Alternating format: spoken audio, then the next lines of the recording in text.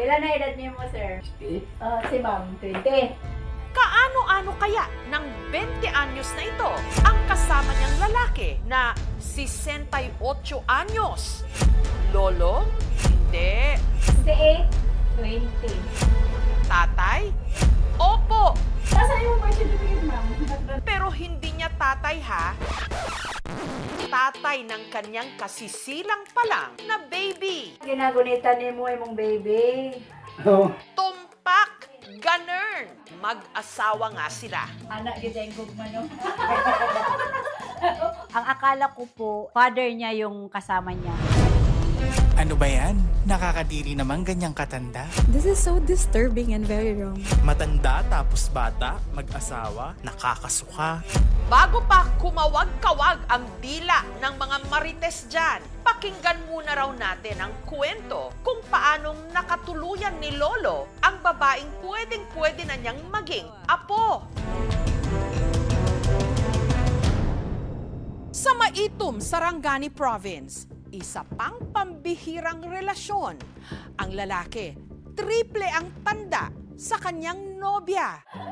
Kulay bata. Ang proud parent sa video, taga Maitum sa Sarangani Province. Ang 20 anyos na si Jinli at ang kanyang mister na mahigit triple ng kanyang edad, ang 68 anyos na si Lolo Amil. 68, 20. Anak gid ang gugma, no?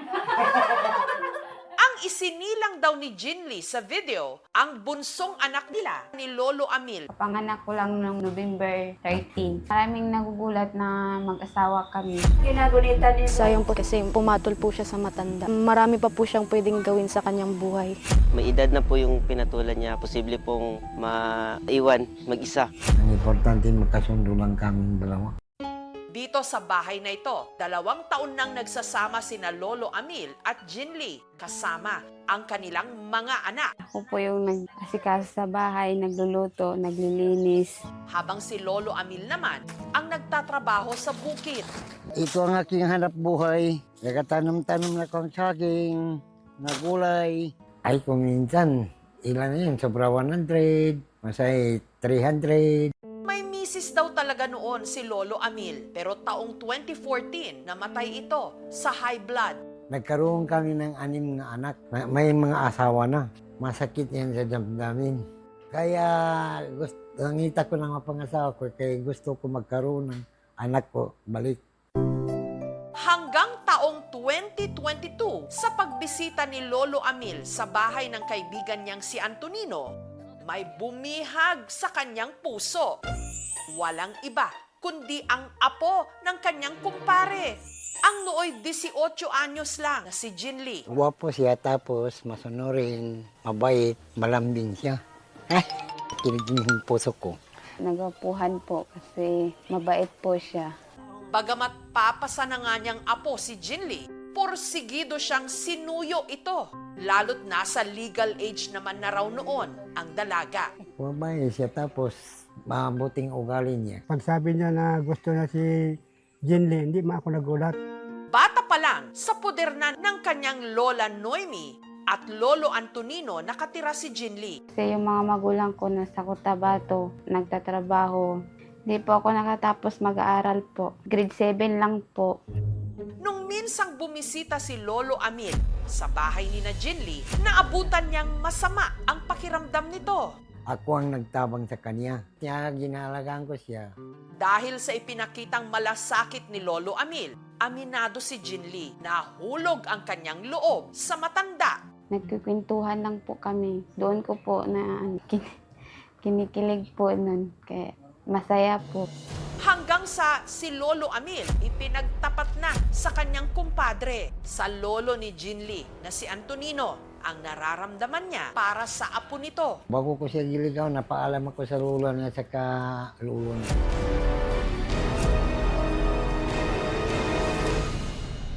Alang-alang mo pigilan, nagkagusto na rin. Ang sabi nila, wala man matanda, walang bata sa pag-ibig. Basta ang sabi ko lang sa lalaki, mahalin niya ng mabuti yung apo namin. At saka hindi niya sasaktan. Noon sinagot ako ni Jinli, ay, maharang nakuan ako. nalab na ko.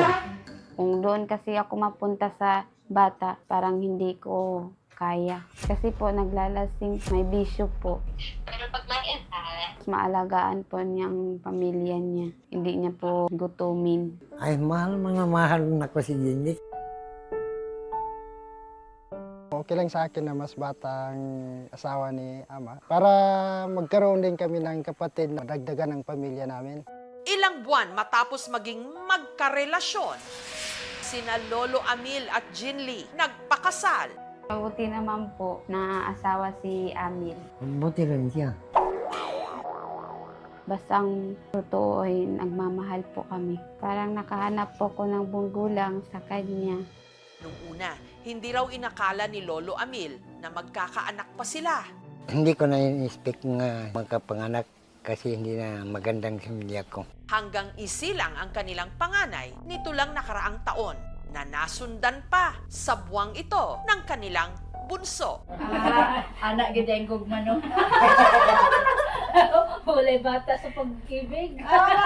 Posible pa sa isang lalaki na makabuntis kasi ang kanilang mga sperms, hindi sila mabilis na nauubos. Depende na kasi yan sa ating lifestyle.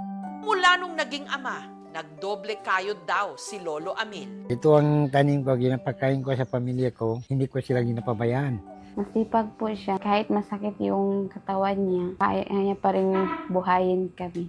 Gayunman, ramdam niyang unti-unti na siyang nanghihina. Yung hindi ko kayang trabahuin, tabangan niya ko. Mas astigo si Jinly, kay mas bata pa man siya. Malakas pa yung katawan niya. Hindi natin siya nakikitang alarming kasi walang masama doon sa intention nila pareho. At that time, 18 yung babae. Naging mutual yung kanilang relasyon. Sa pagtingin ng lipunan kasi, ang pag-aasawa, yung halos magkaidaran.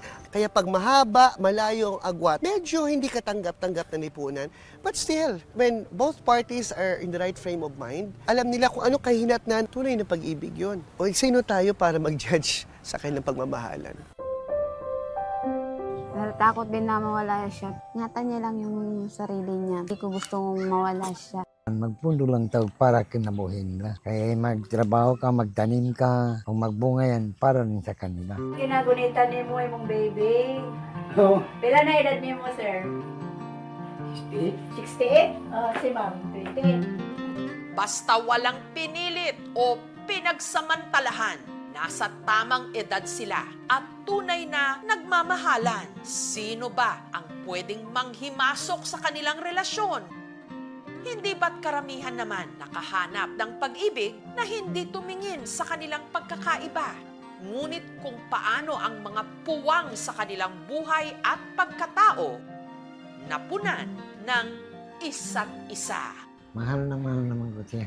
Mahal na mahal ko naman po siya. Hindi kita pabayaan. Ganyan.